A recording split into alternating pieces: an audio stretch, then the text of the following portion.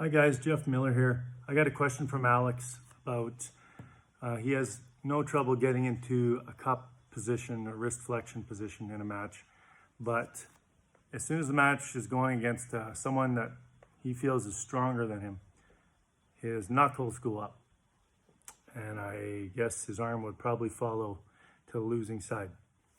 So he wants to remedy that. So I'd say from a muscle standpoint, it's ulnar deviation strength, which is these muscles. Those have to be strong. His wrist flexion has to be strong. And that would keep this, and the fingers in that position, but that's not as important once you're that deep in a hook. To lock that in and hold that. To train that,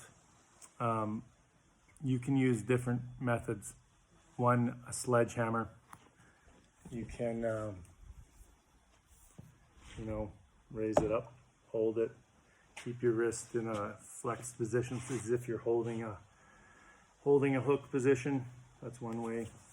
You can use a elastic band, which I have one here.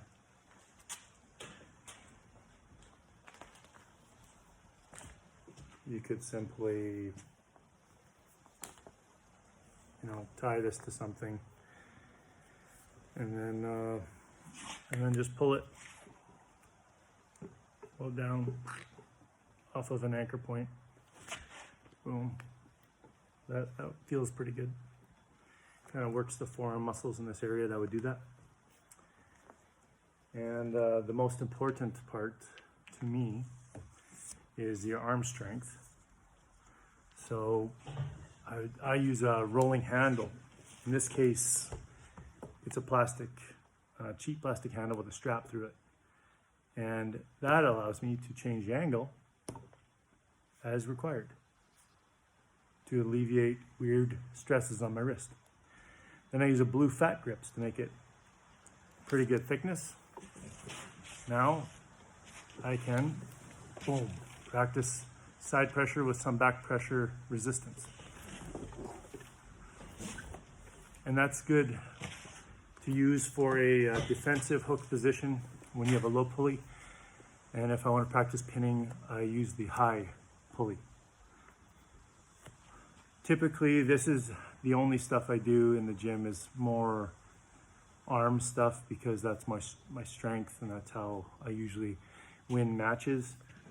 But for more hand-centered arm wrestlers, I would think the hand exercises are just as important.